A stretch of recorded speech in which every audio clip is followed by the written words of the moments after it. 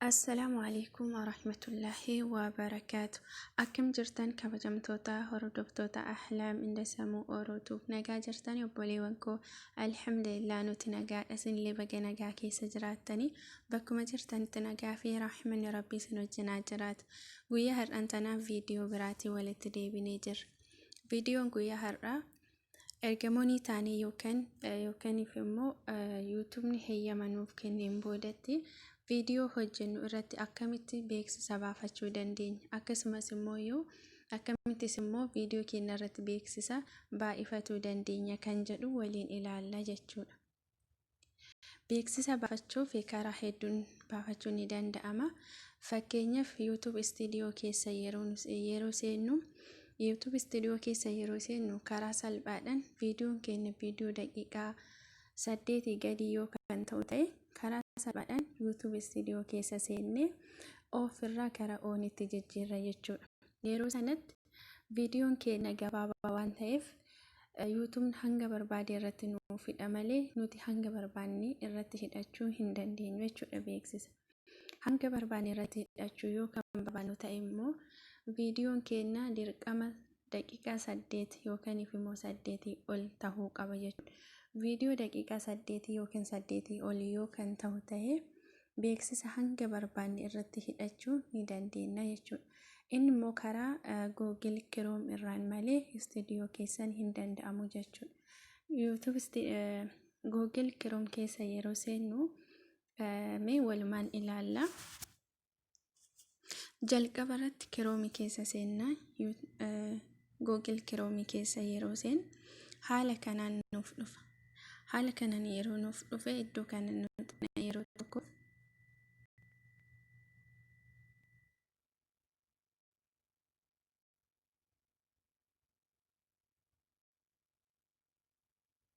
kennu haala kanaan yeroo nuuf dhufe iddoo profaayiliin keenya jirtu yeroo takkaaf ni tuqna. Haala kanaan yoo nuuf dhufe YouTube Studio kan jedhu kanarra yeroo tokkoof ni tuqna jechuudha.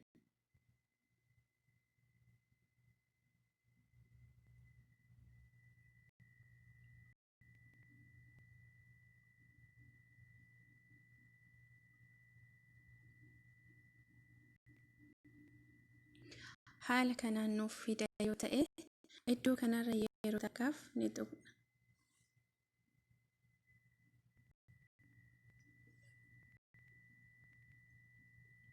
Kennoo haala kanaan viidiyoo keenya nuuf fida jechuudha. Kun viidiyoo normaanii yoo ta'e viidiyoo live immoo iddoo live jettu kana yeroo takka yoo tuqxan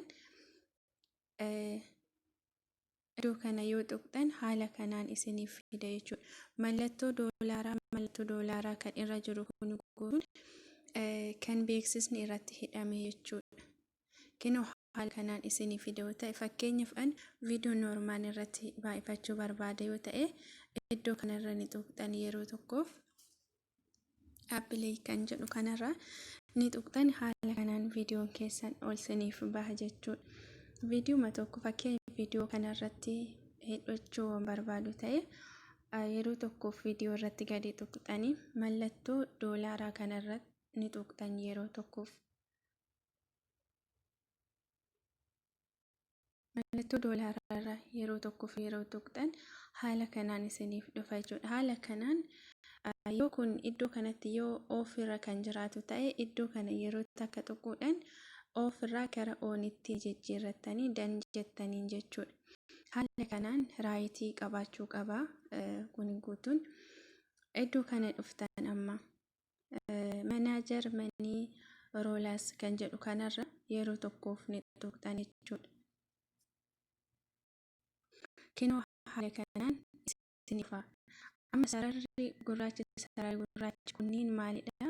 Kan hidhanii beeksisa irratti baafadhe jechuudha. Kunniin guutuun beeksisa ani irratti baafadhe jechuudha. Amma irratti dabalachuuf maal gootanii irratti dabalachuudhaaf sarara kana akkanumatti tuqxan qabdanii bakka isin irratti godhachuu barbaaddan fakkeenyaaf daqiiqaa meeqa irratti godhachuu akka barbaaddan yookaan immoo iddoo isin barbaaddan irratti dhaqatanii akkana ni gallakkistan yeroo tokkoof kennoo bakka kana tuqxan ad break kan jettu kanarra yeroo takkaaf ni tuqxan jechuudha. yookaan mallattoo ida'uu kan qabdu kanarra. Amma sararri bakki duratti sarara sun bulee ta'ee jira. Kinoo akkuma argitan bulee ta'ee jira. Amma iddoo kana tuqxanii yoo iddoo kanatti sassaanii mul'isa jechuudha argitanii jirtu. Erga haala kanaan xumurtanii iddoo kana ni dhuftanii yeroo takkaaf ni tuqxan. Ammallee iddoo kana dhuftanii bakka seef jettu kanarra yeroo tokkoof ni tuqxan. Haala kanaan hidhamee jira jechuudha. Ammallee irratti hidhachuu hin barbaadu ta'e idduma kanatti deebi'ee yeroo takkaaf ni tuqaa jechuudha. Kinoo malee sarara gurraacha kana qabdaniituma kanatti bakka isin irratti hidhachuu barbaadda san irratti dhiistanii as dhuftana aadi bireek kan jettu kanarra yeroo takkaaf ni tuqxan.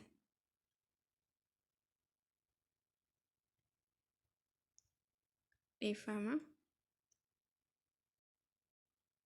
Sarara qullaarra ta'uu qaba kuni. Iddoo kana yeroo tuqxan kinoo akkuma argitan sarara bulee ta'ee jira. Asitti illee immoo mastaawqaan dhufee jira jechuudha. Kinoo haala kanaan yoo kan isiniif dhufu ta'e iddoo kanarra ni tuqxan yeroo tokkoof. Ammallee iddoo seef jettu kanarra yeroo takkaaf ni tuqxan jechuudha. Ammallee as dhuftaniituma idduma kana kinoo haaluma kanaan irratti hanga barbaadan hanga sararri kun xumurama hanga barbaadan irratti hidhachuu ni qabdan jechuudha. Akkanumatti sarara kana qabdaniituma bakka isin irratti hidhachuu barbaadan bakka qullaa jiru kana irratti hidhachuu barbaada waan ta'e kinoo iddoo kanarra dhuftanii iddoo kana ni tuqxan jechuudha. Kinoo haala kanaan sarara bulee isinii fidda. Ammallee dhuftaniituma iddoo kana tuqxan jechuudha. As dhuftanii ammas iddoo seef jettu tuqxan. Kinoo haaluma kanaan baay'ifatuu dandeessan hanga barbaadan jechuudha. Hanga barbaadan irratti hidhachuu ni dandeessanii haaluma kanaan.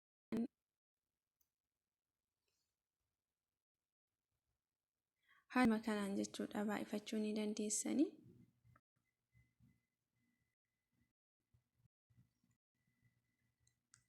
Bakka seef jedhu immoo hin dagatinaa jechuudha.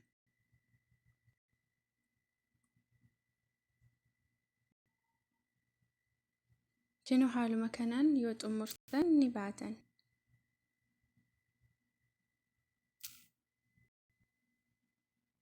Viidiyoon keessan viidiyoo daqiiqaa 8 olii ta'u fakkeenyaaf viidiyoon amanan irratti baay'ise sun viidiyoo daqiiqaa 10 jechuudha.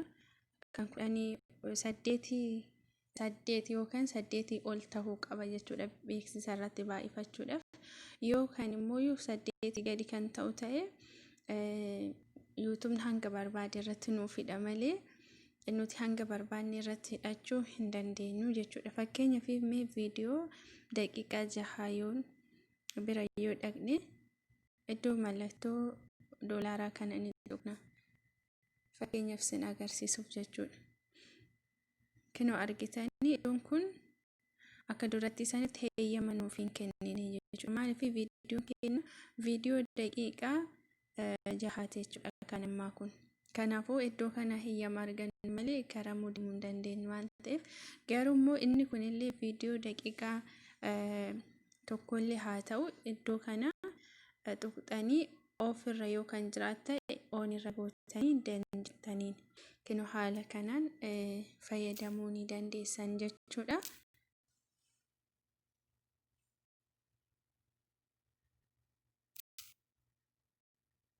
Kinoo haaluma kanaan ni baatanii keessaan ni baatanii